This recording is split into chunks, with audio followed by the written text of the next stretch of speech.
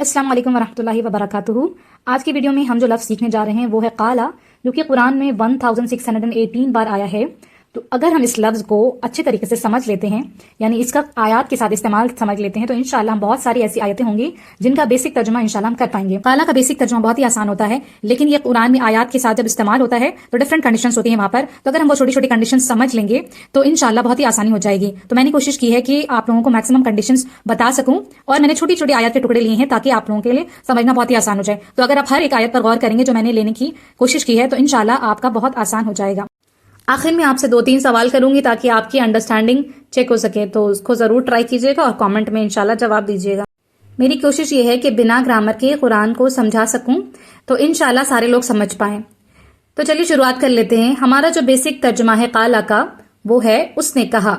اب دیکھیں آپ کو اس میں 2 باتیں یاد رکھنی ہے۔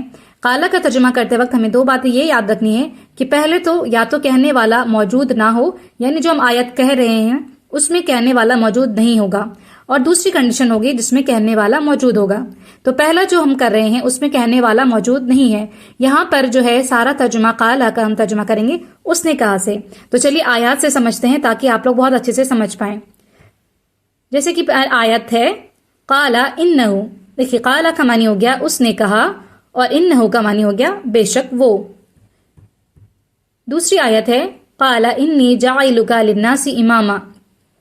قالا کا معنی ہو گیا اس نے کہا، انی بے شک میں، جاعلک بنانے والا ہوں تجھے، للناس لوگوں کے لیے، اماما امام۔ اس نے کہا بے شک میں بنانے والا ہوں تجھے لوگوں کے لیے امام۔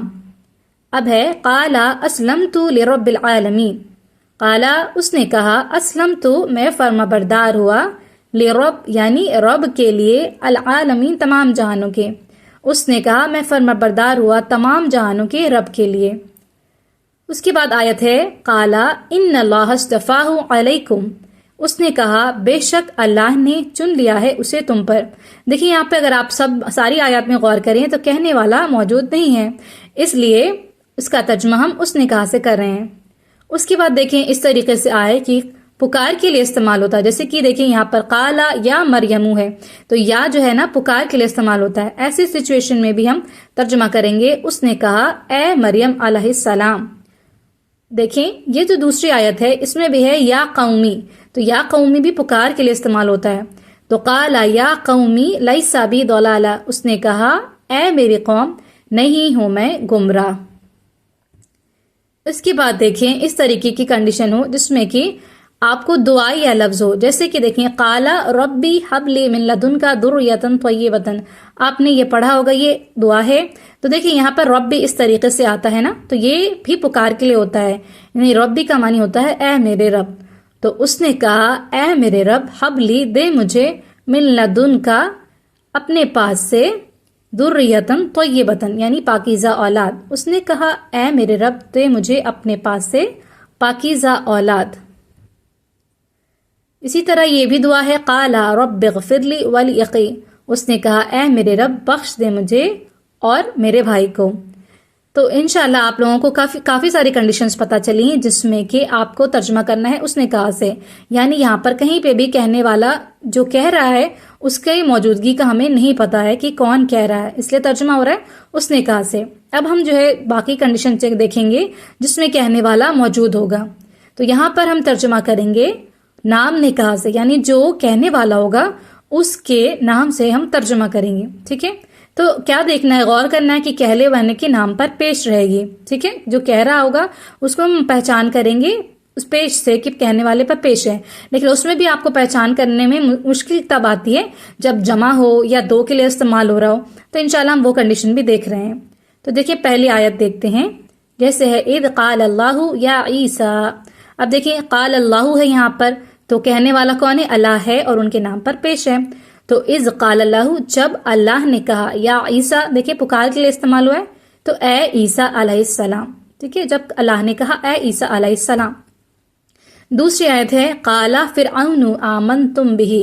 اب دیکھیں کہنے والا کون ہے؟ فرعون ہے، اس کے نام پر پیش ہے۔ تو قالا فرعون، فرعون نے کہا، آمنتم بہ تم ایمان لائے اس پر، فرعون نے کہا تم ایمان لائے اس کا یا اس پر۔ اس کے بعد دیکھیں اذ قال یوسف لابیہ، جب کہا یوسف علیہ السلام نے اپنے والد سے، یہاں پر کہنے والا یوسف علیہ السلام ہے جن کے نام پر پیش ہے۔ اس کے بعد دیکھیں یہ ہے جمع کی کنڈیشن جس میں کہنے والا کون ہے؟ الحواریون، اذ قال الحواریون یا عیسی ابن مریم، کیونکہ یہ جمع لفظ ہے تو حواریو کے آگے جو ہے واو نون زبر کا اضافہ ہے، اس لیے آپ کو یہ پہچان کرنی ہے اسی طریقے سے۔ تو جب کہا حواریوں نے اے عیسیٰ بن مریم علیہ السلام، اس طرح دیکھیں قال الکافرون، یہ بھی جمع کے لیے استعمال ہوا ہے، کہنے والے کون ہیں؟ کافر لوگ ہیں، جمع ہے تو واو نون زبر کا اضافہ ہے۔ قال الکافرون، کہا کافروں نے، بے شک یہ البتہ کھلا جادوگر ہے، ساحر مبین، کھلا جادوگر ہے۔ اب دیکھیں یہ جو کنڈیشن ہے یہ دو کے لیے استعمال ہوئے، دیکھیں رجولانی ہے، رجل کے لیے جو دو لوگوں کے لیے استعمال ہوتا ہے وہ رجل سے رجولانی ہو گیا۔ تو قال رجولانی کس نے کہا؟ دو آدمیوں نے کہا، دو آدمیوں نے، من الذین ان لوگوں میں سے، یخافون جو ڈرتے تھے، کہا دو آدمیوں نے ان لوگوں میں سے جو ڈرتے تھے۔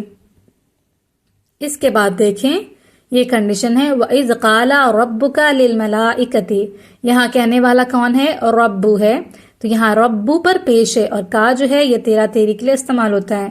تو وَإِذْ قَالَ رَبُّكَ، اور جب کہا تیرے رب نے فرشتوں سے۔ امید ہے آپ کو یہ ساری کنڈیشن سمجھ میں آئی ہوں گی۔ اب آپ لوگوں کے لیے انشاءاللہ تو کوشچن رہے ہیں تو 3 جس کا آپ جواب دیجئے۔ آپ کا پہلا سوال ہے قال یا آدم، دوسرا سوال ہے قال ابراہیم، اور تیسرا سوال ہے قال رب اجعل۔ اگر ویڈیو پسند آئی ہے تو لائک ضرور کریں، شیئر کریں، اور قرآن کی ورڈ سیکھتے رہنے کے لیے سبسکرائب ضرور کریں۔ جزاک اللہ خیر۔